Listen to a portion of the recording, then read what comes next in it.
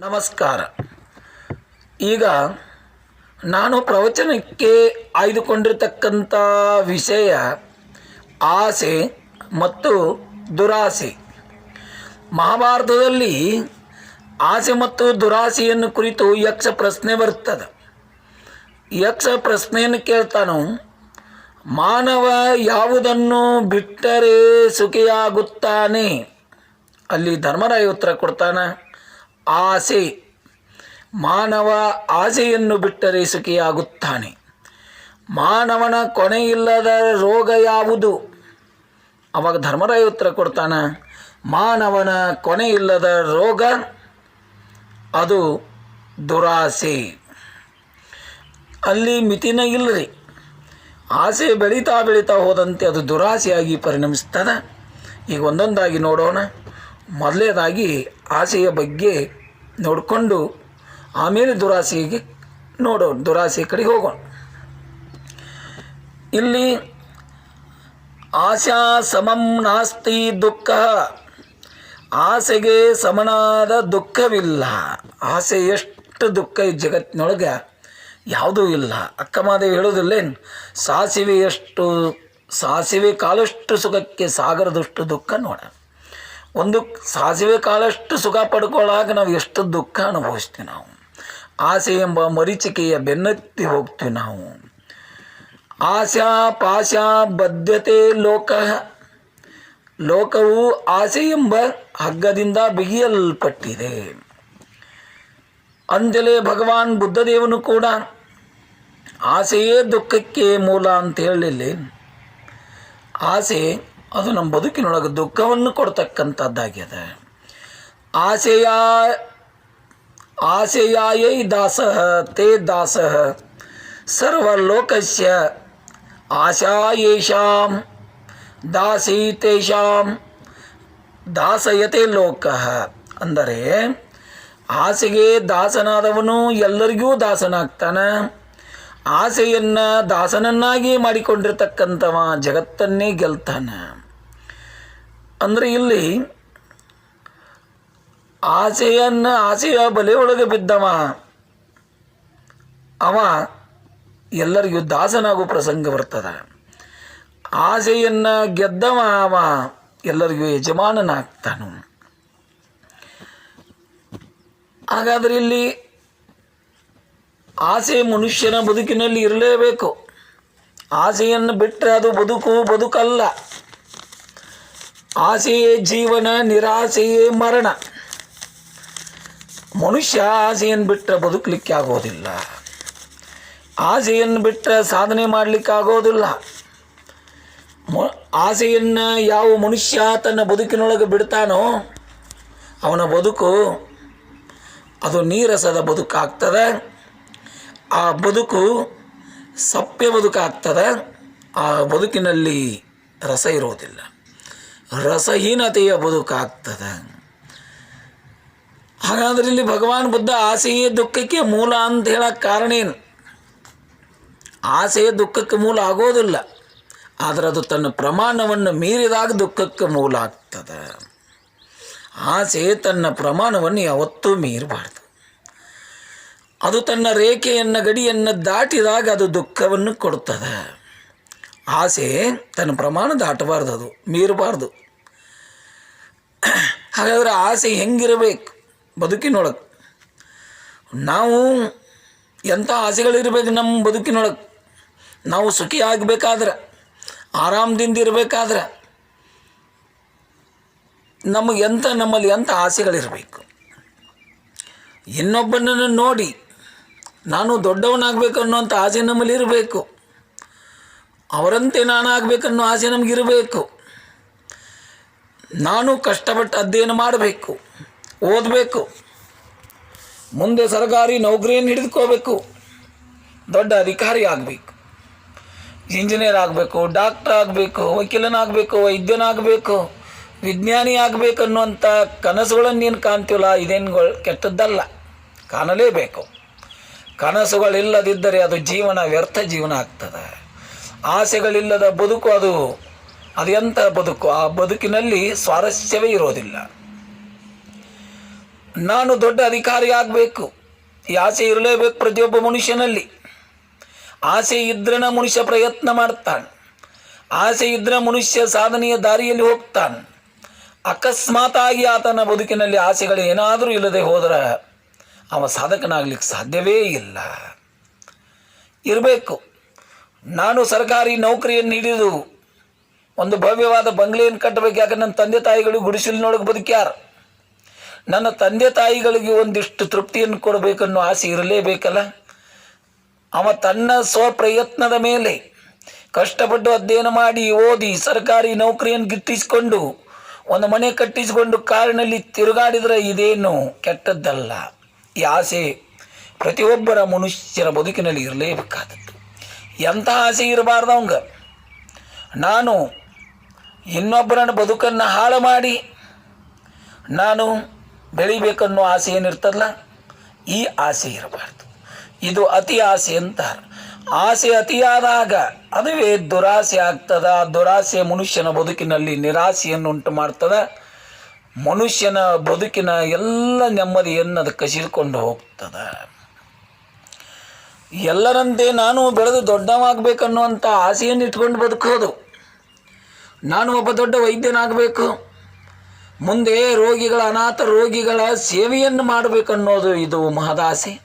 ಇದನ್ನು ಬಿಟ್ಟ ನಾನು ಒಬ್ಬ ವೈದ್ಯನಾಗಿ ಹಲವಾರು ಜನರ ರಕ್ತವನ್ನು ಹೀರಿಕೊಂಡು ಹಲವಾರು ಜನರ ಹಣವನ್ನು ಸುಲಿಗೆ ಮಾಡಿ ನಾನು ಭವ್ಯ ಬಂಗ್ಲೆ ಕಟ್ಟಬೇಕು, ಸಮಾಜದಲ್ಲಿ ಮೆರಿಬೇಕಂತೇನಾದರೂ ಆಸೆ ಪಟ್ಟಂದ್ರೆ ಅದುವೇ ದುರಾಸೆ ಆಗ್ತದೆ. ದುರಾಸೆ ದುಃಖಕ್ಕೆ ಮೂಲ. ಇಲ್ಲಿ ಆಸೆ ಅಂದ್ರೇನ್ರಿ, ಆಸೆಯ ಮುಂದುವರಿದ ರೂಪವೇ ದುರಾಸೆ. ಅದು ಬಹಳ ಕೆಟ್ಟದ್ದು. ನಾನು ಒಬ್ಬ ಸಮಾಜ ಸೇವಕನಾಗಬೇಕು, ಒಬ್ಬ ಮಹಾನ್ ವ್ಯಕ್ತಿ ಆಗಬೇಕು, ನಾನೊಬ್ಬ ಸಮಾಜದಲ್ಲಿ ದೊಡ್ಡ ಅಧಿಕಾರಿ ಆಗಬೇಕು. ಇದೆಲ್ಲ ಆಸೆ ಇರಲೇಬೇಕ್ರಿ ಮನುಷ್ಯನಿಗೆ.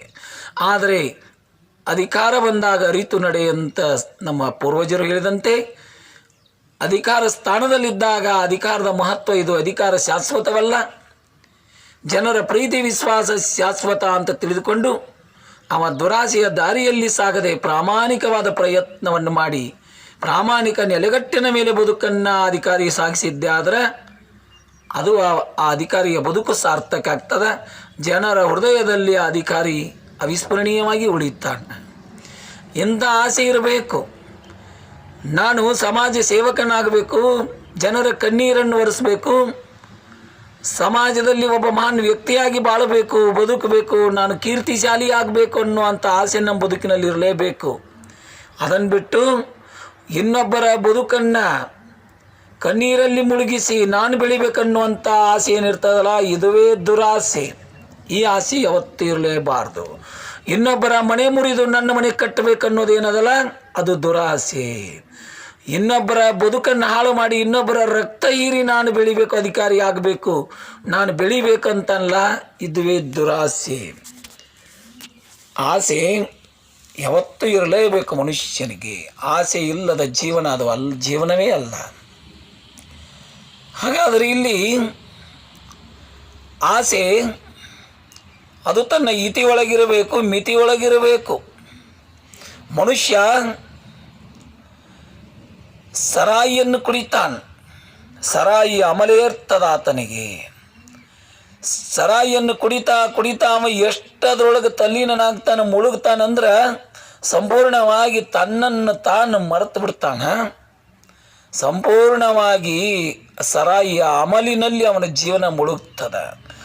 ಸರಾಯಿಯನ್ನು ಕುಡಿಯೋದ್ರಿಂದ ಏನಾಗ್ತದೆ ಅನ್ನೋದು ಅವ್ನಿಗೆ ಗೊತ್ತಿಲ್ಲ ಏನ್ರಿ, ಆ ಪ್ರಜ್ಞೆ ಇಲ್ಲೇನೋ ಅವ್ನು.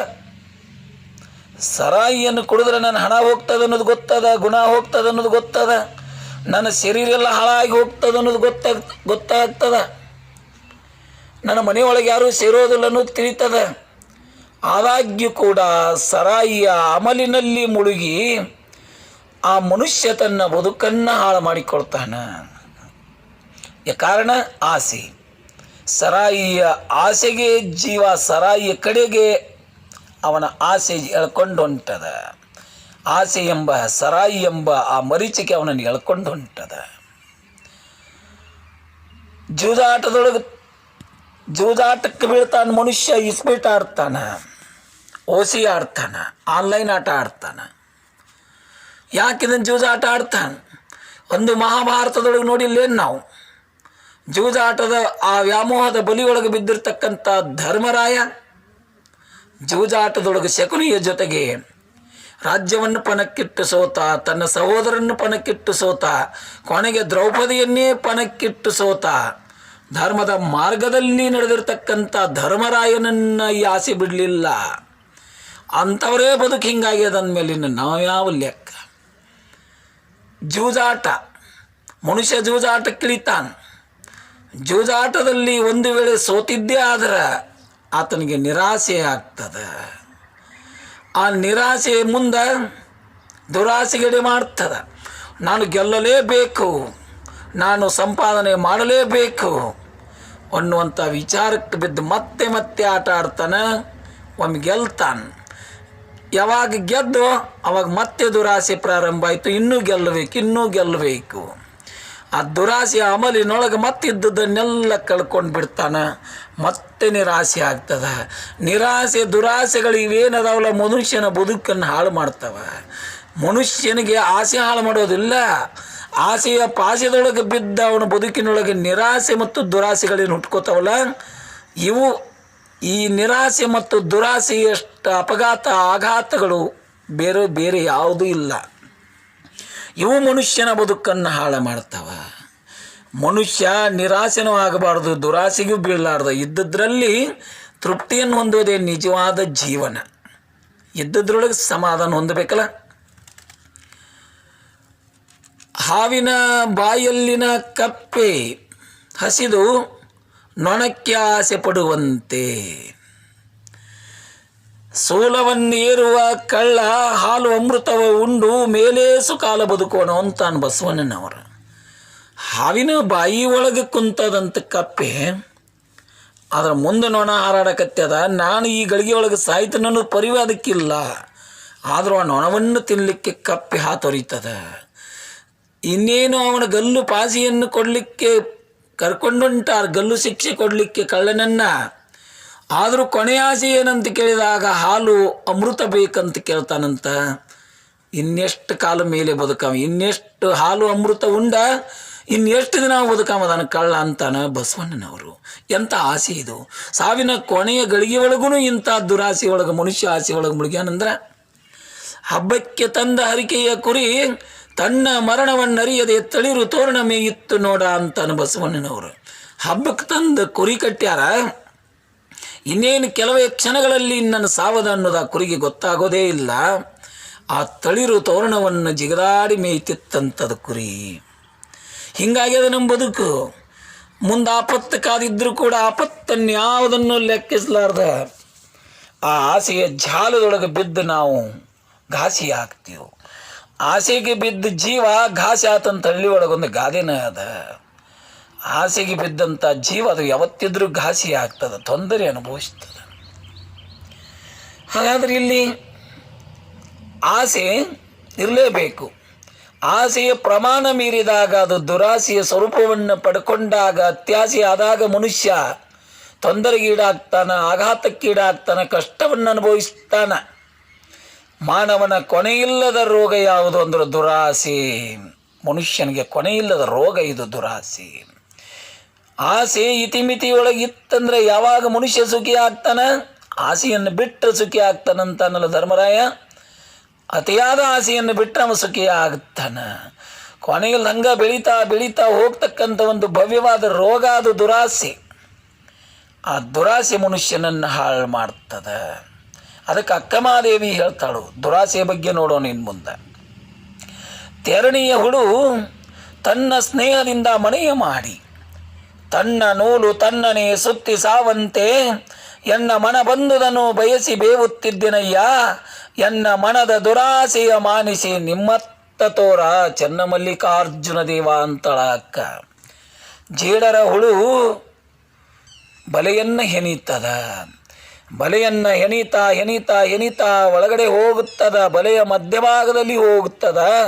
ಪಾಪದಕ್ಕೆ ಗೊತ್ತಾಗೋದಿಲ್ಲ. ತನ್ನ ಒಂದು ಹೊಲಸಿನಿಂದ ಹೆಣ್ಕೊಂಡು ಬಂದದ. ಕೊನೆಗೆ ಮಧ್ಯಭಾಗದಲ್ಲಿ ಹೋಗಿ ವಿಲವಿಲನೆ ಒದ್ದಾಡಿ ಸತ್ತು ಹೋಗ್ತದ. ತಾನು ಹೆಣೆದ ಆ ಬಲೆ ಒಳಗೆ ಬಿದ್ದು ಜೇಡರ ಹುಳು ಹೆಂಗೆ ಸಾಯ್ತದ ಹಂಗೆ ನಾನೂ ಕೂಡ ಎನ್ನ ಮನದ ದುರಾಸೆಯ ಮಾನಿಸಿ ನಿಮ್ಮತ್ತ ತೋರ ಚೆನ್ನ ಮಲ್ಲಿಕಾರ್ಜುನ ದೇವ ಅಂತಳಕ್ಕ.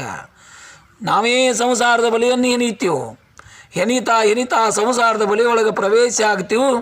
ಆ ಸಂಸಾರದ ಬಲೆಯಿಂದ ಹೆಂಗೆ ಹೊರಗೆ ಬರಬೇಕು ಅನ್ನೋದು ನಮಗೆ ತಿಳಿಯೋದೇ ಇಲ್ಲ. ಅದೇ ಸಂಸಾರದ ಬಲೆಯೊಳಗೆ ವಿಲವಿಲನೆ ಒದ್ದಾಡಿ ನಾವೇನು ಸತ್ತು ಹೋಗ್ತೀವಲ್ಲ, ಇದುವೇ ದುರಾಸೆ. ನಾವು ಹೆಣದಿರುವಂಥ ಸಂಸಾರದ ಬಲಿ ಒಳಗೆ ಅದನ್ನು ಬಲಿಯಿಂದ ದಾಟಿ ನಮಗೆ ಹೊರಗೆ ಬರೋಕೆ ಆಗೋಲ್ದಂದ್ರೆ ದುರಾಸೆ ಒಳಗೆ ಮುಳುಗ್ಯದ, ಕೊನೆಯಿಲ್ಲದ ರೋಗ. ಇನ್ನೂ ಗಳಿಸ್ಬೇಕು. ಎಷ್ಟು ಗಳಿಸಿದರೂ ಮನುಷ್ಯನಿಗೆ ತೃಪ್ತಿ ಇಲ್ಲ. ಜಗತ್ತಿನೊಳಗೆ ಕೋಟ್ಯಾಧೀಶರು ಯಾರಾದರೂ ಎಲ್ಲರೂ ಸಮಾಧಾನದಿಂದ ಅದಾರೇನು? ಇಲ್ಲ. ಯಾಕೆ ಕೋಟ್ಯಾಧೀಶರಿಗೆ ಸಮಾಧಾನ ಇಲ್ಲ? ಅವರು ದುರಾಸೆಯ ಬೆನ್ನತ್ಯಾರ. ಆಸೆ ಅವರ ಹದ್ದನ್ನು ಗಡಿಯನ್ನು ಮೀರಿ ಹೋಗ್ಯಾವ, ಅದಕ್ಕೆ ಅವ್ರಿಗೆ ಸುಖ ಸಿಗ್ತಾ ಇಲ್ಲ. ಜಗತ್ತಿನೊಳಗೆ ಸುಖ ಪುರುಷ ಯಾರಂದ್ರೆ ಮಲಗಿದ ಕೂಡಲೇ ನಿದ್ದೆ ಹತ್ತಬೇಕಂತ, ಉಂಡ ಕೂಡಲೇ ಪಚನ ಆಗಬೇಕಂತ, ಅವನೇ ಜಗತ್ತಿನೊಳಗೆ ಸುಖ ಪುರುಷ. ಮಾನಸಿಕ ನೆಮ್ಮದಿ ಯಾವಾಗದಲ್ಲ ಅವನೇ ಜಗತ್ತಿನೊಳಗೆ ದೊಡ್ಡ ಶ್ರೀಮಂತ, ಅವನೇ ಸುಖ ಪುರುಷ. ಮನಸ್ಸಿನ ನೆಮ್ಮದಿಯನ್ನು ಕಳ್ಕೊಂಡು ನಾವು ಗಳಿಸಾಕತ್ತೀವಿ. ಮನಸ್ಸಿನ ನೆಮ್ಮದಿಯನ್ನು ಕಳ್ಕೊಂಡು ನಾವು ಆಸೆಯ ಪಾಸೆ ಒಳಗೆ ಬಿದ್ದ ವಿಲವಿಲನೆ ಒದ್ದಾಡಿ ಸಾಯಕತ್ತೀವಿ. ದುರಾಸೆ ಅನ್ನೋದು ಬಹಳ ಕೆಟ್ಟದ್ರಿ. ದುರಾಸೆ ಒಂದು ಹೊಲದೊಳಗೆ ಪುಡಾರಿ ಕಸ ಇದ್ದಂಗೆ ಅದು ಬೀಜ ಇಲ್ಲದ ಬೆಳೆಯೋದು ದುರಾಸೆ ಅಂದರೆ. ಪುಡಾರಿಯನ್ನು ಯಾರೂ ಕಾಂಗ್ರೆಸ್ ಅಂತಿಲ್ಲ, ಕಾಂಗ್ರೆಸ್ ಕಸ ಅದನ್ನು ಯಾರೂ ಬಿತ್ತೋದಿಲ್ಲ. ಅದು ತನ್ನಿಂದ ತಾನೇ ಬೆಳೀತದೆ. ಒಳ್ಳೆಯದು ಬಿತ್ತಿದ್ರೂ ಬರೋದಿಲ್ಲ, ಅದು ಬೆಳೆ ಸರಿಯಾಗಿ ಬರೋದಿಲ್ಲ. ಕೆಟ್ಟದ್ದು ಬಿತ್ತದಿದ್ರೂ ಕೆಟ್ಟದ್ರ ಬೆಳೆ ಬರ್ತದಂತ. ಹಾಗ ದುರಾಸೆ ಬೀಜ ಇಲ್ಲದ ಬೆಳೆ ಇದ್ದಂಗೆ ಅದು ಹಂಗೆ ಬೆಳೀತಾನೆ ಹೋಗ್ತಿರ್ತದೆ. ಮಹಾಭಾರತದಲ್ಲಿ ಸೃಂಜಯ ಅಂತಕ್ಕಂಥ ಒಬ್ಬ ರಾಜ ಬರುತ್ತಾನೆ. ಆ ಸೃಂಜಯ ಅರಸ ಎಷ್ಟು ಉದಾರ ಮನಸ್ಸಿನವನಾಗಿದ್ದಂದ್ರೆ ದಾನ ಧರ್ಮದೊಳಗೆ ಎತ್ತಿದ ಕೈಯಾಗಿದ್ದ. ಬಂದಿರತಕ್ಕಂಥ ಋಷಿಮುನಿಗಳಿಗೆಲ್ಲ ಪ್ರತಿದಿನ ಮಹಾಭೋಜನದ ವ್ಯವಸ್ಥೆಯನ್ನು ಮಾಡಿಸ್ತಿದ್ದ ಅರಮನೆಯೊಳಗೆ. ಅವನ ಭಕ್ತಿಯನ್ನು ಮೆಚ್ಚಿಕೊಂಡಂಥ ಋಷಿಮುನಿಗಳು ತ್ರಿಲೋಕ ಸಂಚಾರಿಯಾಗಿರ್ತಕ್ಕಂಥ ನಾರದ ಮಹರ್ಷಿಗಳನ್ನು ಕುರಿತು ಧ್ಯಾನವನ್ನು ಮಾಡ್ತಾರೆ. ನಾರದ ಮಹರ್ಷಿಗಳು ಪ್ರತ್ಯಕ್ಷವಾಗ್ತಾರೆ. ಬಂದರು, ನಿಮಗೇನು ವರ ಬೇಕು ಅಂತ ಋಷಿಮುನಿಗಳನ್ನು ಕೇಳಿದಾಗ ಋಷಿಮುನಿಗಳು ಹೇಳ್ತಾರು, ಸರ್ವೇ ಜನ ಸಖಿನೋ ಭವಂತು, ನಮಗೇನು ವರ ಬೇಡ. ಸೃಂಜಯ ಮಹಾರಾಜನಿಗೆ ಬಹಳ ವರ್ಷ ಆಯಿತು, ಮಕ್ಕಳಾಗಿಲ್ಲ. ಪರೋಪಕಾರಾರ್ಥಂ ಇದಂ ಶರೀರಂ ಅಂತ ಎಲ್ಲ ಜಗತ್ತಿನ ಕಲ್ಯಾಣಕ್ಕಾಗಿ ಅವ ತನ್ನ ಬದುಕನ್ನೇ ತ್ಯಾಗ ಮಾಡಿರ್ತಕ್ಕಂಥ ಮಹಾರಾಜ ಅದಾನು. ತಾವು ದಯವಿಟ್ಟು ಆತನಿಗೊಂದು ಗಂಡು ಸಂತಾನವನ್ನು ಅನುಗ್ರಹಿಸಬೇಕಂತ ನಾವು ತಮ್ಮಲ್ಲಿ ಮೊರೆ ಇಡ್ತೀವಿ ಅಂದರು. ನಾರದ ಮಹರ್ಷಿಗಳು ಅವರು ಭಕ್ತಿಗೆ ಮೆಚ್ಚಿ ಆಗಲಿ ಅಂದರು. ಮಹಾರಾಜನೇ, ಇವರೆಲ್ಲ ಎಷ್ಟೊಂದು ಋಷಿಮುನಿಗಳು ನಿನ್ನ ಮೇಲೆ ಅಪಾರವಾದ ಅಭಿಮಾನ ಗೌರವವನ್ನು ಇಟ್ಕೊಂಡಾರ. ನೀನೇನು ಕೇಳ್ತಿ ಕೇಳು, ಎಂಥ ಮಗ ಬೇಕು ಕೇಳ್ಕೊಡ್ತೀನಂತ ಭಾಳ ಖುಷಿಯಿಂದ ತ್ರಿಲೋಕ ಸಂಚಾರಿಯಾದ ನಾರದ ಮಹರ್ಷಿಗಳು ಹೇಳಿದರು. ರಾಜನಲ್ಲಿ ದುರಾಸೆ ಮೂಡ್ತದ ನೋಡ್ರಿ. ಮಗ ಬೇಕಂತೇಳಿ ವಿದ್ಯಾವಂತ ಮಗ ಬೇಕು, ಸೂರನಾದ ಮಗ ಬೇಕು, ಧೀರನಾದ ಮಗ ಬೇಕು ಅಂತ ಕೇಳ್ಬೋದಾಗಿತ್ತು ರಾಜ. ಯಾಕೋ ಆ ಆಸೆಯ ಬಲೆಯೊಳಗೆ ಬಿದ್ದಳ. ಇದುವೇ ಆಸೆ, ಅದು ವಿನಾಶದ ಕಡೆಗೆ ಹೋಯಿತು ಅಂದ್ರೆ, ಅದು ದುರಾಸೆ ಆಯಿತು ಅಂದ್ರೆ ಬದುಕು ಹಾಳಾಗ್ತದೆ. ಇದೇ ಸಾಕ್ಷಿಯಾಗಿ ನಿಲ್ತದೆ. ರಾಜ ವಿಚಾರ ಮಾಡಿದ, ಹೆಂಗೋ ನನಗೆ ವರ ಸಿಗ್ತದ, ಈಗ ಇದಕ್ಕೆ ಕಡ್ತದೊಳಗೆ ಇದನ್ನು ಕಡ್ಡದ ಕಡೆಯಕ್ಕಾಗಬೇಕಂದ. ನಾರದ ಮಹರ್ಷಿಗಳಿಗೆ ನನಗೆ 2 ವರ ಕೇಳ್ತೀನಿ ನಾನು. ಒಂದು ಉತ್ತಮವಾಗಿರ್ತಕ್ಕಂಥ ಸದೃಢವಾಗಿರ್ತಕ್ಕಂಥ ಬಲಶಾಲಿಯಾದ ಒಬ್ಬ ಮಗನ ಕೊಡಬೇಕು. ನನ್ನ ಮಗ ಬಿಡುವಂಥ ಮಲ ಅದು ಪ್ರತಿದಿನ ಬಂಗಾರವಾಗಬೇಕು. ಈ ವರ ಕೊಡು ಅಂದಾಗ ನಾರದ ಮಹರ್ಷಿಗಳಂದರು, ವಿಚಾರ ಮಾಡಿ ಕೇಳ್ಕೊ ಈಗ ಅಂದರು. ಅದೇ ಬೇಕು ನನಗಂದ. ತಥಾಸ್ತು ಅಂದರು. ಹೋದರು. ಗಂಡು ಮಗು ಹುಡ್ತದ. ಗಂಡು ಮಗು ಹುಟ್ಟಿದ ತಕ್ಷಣ ಅದು ಮಗು ಏನು ಮಲ ಬಿಡ್ತದಲ್ಲ, ಅದು ಎಲ್ಲವೂ ಬಂಗಾರ ಆಗ್ತಾ ಹೋಗ್ತಿತ್ತು. ರಾಜ ಕಾವಲುಗತ್ತ ರಾಜ ಸ್ವತಃ ತಾನೇ ಆ ಮಗನನ್ನು ಮುಂದೆ ಕೂಡಿಸ್ತಿದ್ದ. ಮಲ ಬಿಡುವಾಗ ಬಂಗಾರ ತಗೋತಿದ್ದ. ಹಿಂಗೆ 10 ವರ್ಷದ ಆಗ್ತದ ಮಗು. ಪ್ರತಿದಿನ ಅರಮನೆಯೊಳಗೆ ರಾಜ ಮಗನಿಗೆ ವಿಪರೀತ ತಿನ್ನಿಸಿ ಆ ಮಗು ಮಲ ಬಿಟ್ಟಾಗದ ಬಂಗಾರ ಆಗ್ತಿತ್ತು, ತಗೋತಿದ್ದ. ರಾಜನಿಗೆ ದುರಾಸೆ ಎಷ್ಟು ಬೆಳೀತಿ ಅಂದ್ರೆ, ಜಗತ್ತಿನಾಗ ನಾನೇ ದೊಡ್ಡ ರಾಜ ಆಗಬೇಕು, ನನ್ನ ಕೀರ್ತಿ ಬೆಳಿಬೇಕು, ನನ್ನ ವೈಭವ ಬೆಳಿಬೇಕು, ನನ್ನ ನೋಡಿ ಜನ ಮತ್ಸರ ಪಡಬೇಕು ಅಂದ್ಕೋತಾನ ಮನಸ್ಸಿನೊಳಗೆ. ಅಂತಹ ಒಂದು ದೊಡ್ಡ ಶ್ರೀಮಂತಿಕೆ ಬರಬೇಕು, ಜಗತ್ತಿನ ಅತಿ ದೊಡ್ಡ ರಾಜನಾಗಬೇಕಂತ ಆಸೆ ಬೆಳೀತಿ. ಮುಂದಿದೆಯೂ ದೇಶ ವಿದೇಶಗಳಿಗೆ ಸುದ್ದಿ ಹೋಗ್ತದ. ರಾಜನನ್ನು ನೋಡಲಿಕ್ಕೆ, ಮಲಬಿಡುವ ಮಗನನ್ನು ನೋಡಲಿಕ್ಕೆ ವಿದೇಶದಿಂದ ರಾಜ ಮಹಾರಾಜರು ಬಂದರು, ನೋಡಿದರು, ಹೋದರು, ಎಲ್ಲರೂ ಖುಷಿಪಟ್ಟರು. ಈ ಸುದ್ದಿ ಕಳ್ಳರಿಗೆ ಹೋಗ್ತದ. ಕೊನೆಗೊಂದು ದಿನ ಕಳ್ಳರು ಹೇಗಾದರೂ ಮಾಡಿ ಆ ಮಗುವನ್ನು ಹೊತ್ಕೊಂಡು ಬರಬೇಕು ಅಂತ ಇವ್ರಿಗೆ ಚಾಲು ಆತ್ರಿ ದುರಾಸೆ. ಕಳ್ಳರು ಸಂಚು ಹಾಕಿದ್ರು. ಒಂದಿನ ಮುಂಜಾನೆ ಬೆಳಗಿನ ಜಾವ ಬಂದ ಅರಮನೆ ಹಿಂದ್ಗಡೆ ಬೃಂದಾವನದೊಳಗೆ ಅವ್ರು ಅವಿತ್ಕೊಂಡು ಕುಂತಿದ್ರು. ಮಗು ಚೆಂಡಿನ ಆಟವನ್ನು ಆಡ್ತಾ ಚೆಂಡನ್ನು ತೆಗೆದುಕೊಳ್ಳಿಕ್ಕೆ ಬರ್ತದ. ಅವ್ರು ಹೊತ್ಕೊಂಡು ಹೋಗಿಬಿಟ್ರು ಆ ಮಗುವನ್ನು. ಪ್ರತಿದಿನ 4 ಜನ ಕಳ್ಳರು ಮಗುವಿಗೆ ಉಣಿಸಿ ತಿನ್ನಿಸಿ ದಿನಕ್ಕೊಬ್ಬರಂತೆ ಪಾಲ ಹಾಕ್ಕೊಂಡಿದ್ರು. ಆ ಮಗು ಬಿಡುವ ಮಲ ಬಂಗಾರ ಆಗ್ತಿತ್ತಲ್ಲ, ಅದನ್ನು ದಿನಕ್ಕೊಬ್ಬ ತಗೋತಿದ್ದ. ಹಿಂಗೆ ವಿಚಾರ ಮಾಡಿದರು, ದಿನ ಎಷ್ಟೆಷ್ಟು ತಗೋತ ಹೋಗುದು, ಈ ಮಗುವನ್ನು ಕೊಂದುಬಿಡೋಣ, ಇಡೀ ಶರೀರವೇ ಬಂಗಾರ ಆಗ್ತದಂತ. ಇವರಲ್ಲಿ ನೋಡ್ರಿ ದುರಾಸೆ ಹೆಂಗೆ ಬೆಳೀತಿ. ದುರಾಸೆಯ ಬೀಜ ಅದು ಹೆಂಗೆ ಬೆಳೀತದ ಅಂದ್ರೆ, ಇದು ದುರಾಸೆ ಬೀಜ ಇಲ್ಲದ ಬೆಳೆ ಅಂತೇಳಿನಿಲ್ಲ, ಬೀಜ ಇಲ್ಲರಿ, ಇದಕ್ಕೆ ಹಂಗೆ ಬೆಳೆಯೋದೆ. ಒಂದು ದಿನ ಮಗುವನ್ನು ಕತ್ತರಿಸಿ ಹಾಕ್ತಾರ, ಏನು ಬಂಗಾರ ಆಗ್ತದೇನ್ರಿ? ಆಗಲಿಲ್ಲ. ಅವರು ನಿರಾಸೆ ಆಗ್ತಾರೆ. ಆಸೆ ಅತಿಯಾದಾಗ ಅದರ ಫಲ ಏನಂದ್ರೆ, ಅದು ನಿರಾಸೆಯೇ ಫಲ ಕೊಡ್ತದೆ ನಮಗೆ. ಅತಿ ಆಸೆಯ ಫಲ ನಿರಾಸೆ. ನಿರಾಸೆ ನಮ್ಮ ಬದುಕಿನೊಳಗೆ ಅಪಘಾತ ಮಾಡ್ತದ, ನಮ್ಮ ಸುಖದ ಜೀವನವನ್ನು ಹಾಳು ಮಾಡ್ತದ. ಆಸೆ ಅತಿಯಾದಾಗ ಸುಖದ ಜೀವನ ಹಾಳಾಗ್ತದ. ಆಸೆ ಅದು ಅತಿಯಾದಾಗ ಬದುಕಿನಲ್ಲಿ ನೆಮ್ಮದಿ ತಪ್ಪಿ ಹೋಗ್ತದ. ಆಸೆ ಅತಿಯಾದಾಗ ನಮ್ಮದು ಅಶಾಂತಿಯ ಬದುಕಾಗ್ತದ, ನೆಮ್ಮದಿ ರಹಿತ ಬದುಕಾಗ್ತದ. ಈ ಬದುಕು ನಮಗೆ ಎದಕ್ಕೆ ಬೇಕಾಗ್ಯದ ರೀ? ಇರೋದು ಎಷ್ಟು ಆಯುಷ್ಯದ? ಕೇವಲ 70 ವರ್ಷದ ಆಯುಷ್ಯ. ಅಷ್ಟರೊಳಗೆ ನಾವು ಏನು ದುರಾಸೆಯನ್ನು ಮಾಡಿ, ಏನು ಗಳಿಕೆ ಮಾಡಿ, ಏನು ದೊಡ್ಡ ಸಾಧನೆ ಮಾಡೋರಿದ್ದೀವಿ ನಾವು. ಎಲ್ಲವನ್ನೂ ಇಲ್ಲೇ ಬಿಟ್ಟು ಹೋಗೋದನ್ನೋದು ಗೊತ್ತಿದ್ರೂ ಕೂಡ ಮತ್ತೆ ನಾವು ಈ ದುರಾಸೆಯ ಜಾಲದೊಳಗೆ ಬಿದ್ದು ಬದುಕು ಹಾಳು ಮಾಡ್ಕೊಳಕತ್ತಿಲ್ಲ. ನಮ್ಮಂಥ ಮೂರ್ಖರು ಜಗತ್ತಿನೊಳಗೆ ಇನ್ಯಾರು ಇಲ್ಲ ಅಂತ ಅನಿಸ್ತದೆ. ಯಾಕಂದ್ರೆ ಈ ದುರಾಸೆ, ಇನ್ನೊಂದೆರಡು ಉದಾಹರಣೆ ಕೊಡ್ತೇನೆ ನಿಮಗೆ. ಒಬ್ಬ ಹುಡುಗ ತಪಸ್ಸಿಗೆ ಕುಂತಿದ್ದ, ತಪಸ್ಸನ್ನು ಆಚರಿಸ್ತಾನ.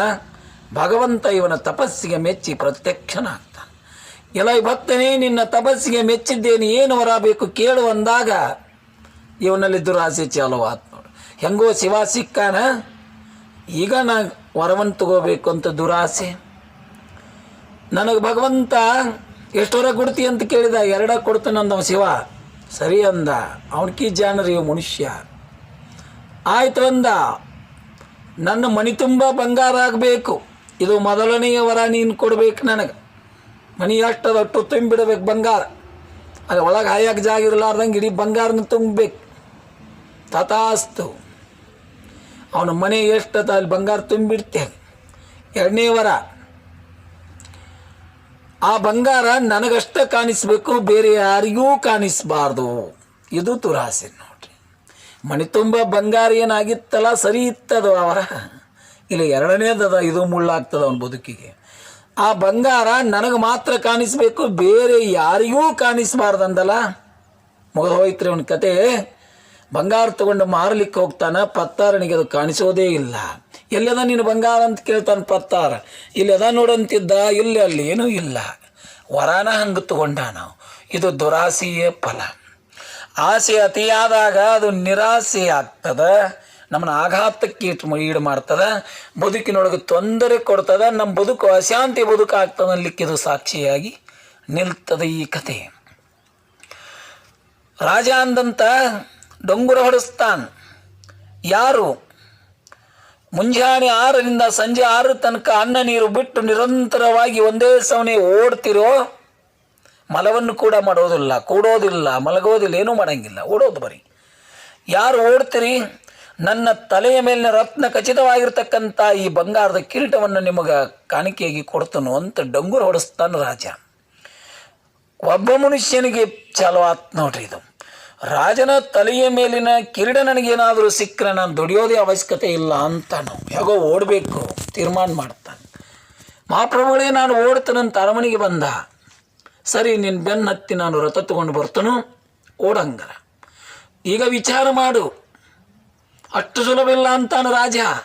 ಓಡೋದಷ್ಟು ಸುಲಭ ಇಲ್ಲ, ಅನ್ನ ನೀರು ಬಿಟ್ಟು ಓಡಬೇಕು, ಮಲಮೂತ್ರಾದಿಗಳನ್ನು ಮಾಡುವಂತಿಲ್ಲ. ಹ್ಞೂ ಅಂದವ. ಮುಂದೆ ಇವ ಓಡ್ತಿರ್ತಾನೆ, ಹಿಂದಿಂದ ರಾಜ ರಥ ತಗೊಂಡು ಬೆನ್ನತ್ತಿರ್ತಾನು. ಓಡ್ತಾನ ಮಧ್ಯಾಹ್ನ ಆಗ್ತದ. ಭಯಂಕರ ಆತನಿಗೆ 1ಕ್ಕೆ 2ಕ್ಕೆ ಅವು ಪ್ರಾರಂಭ ಆಗ್ತವೆ. ನೀರಿಡಕ್ಕೆ ದಾಹ ಆಗ್ತದ, ದೇಹ ಸುಸ್ತಾಗ್ತದ. ಆದರೂ ಆಸೆ ಅತಿಯಾಗಿ ಅದಲ್ರಿ, ಕಿರೀಟ ಪಡ್ಕೋಬೇಕನ್ನೋದು ಏನದಲ್ಲ, ಇದು ದುರಾಸೆ. ಓಡಬೇಕು ಅಂದ. ರಾಜ ಅಂತಿದ್ದ, ಯಾಕೋ ಸುಸ್ತಾಗಿಯೋ ಸತ್ಗಿದ್ದಿ ಬಿಡ್ತೀನಿ ನೋಡಂದ. ಇಲ್ಲ ಪ್ರಭುಗಳೇ ಓಡ್ತಾನೆ ನಾನು. ಓಡಿದ ಮುಗಿದೋಗಿತ್ತು ಅವನ ಕತೆ. ಇನ್ನೇನು ಸಂಜೆ 6ಕ್ಕೆ ಸಮೀಪ ಬಂದಿತ್ತು, ಸೂರ್ಯಾಸ್ತ ಆಗಾಕ ಸಮೀಪ ಬಂದಿತ್ತು. ಭಯಂಕರ ಓಡಾಕ ಆಗೋಲ್ದು.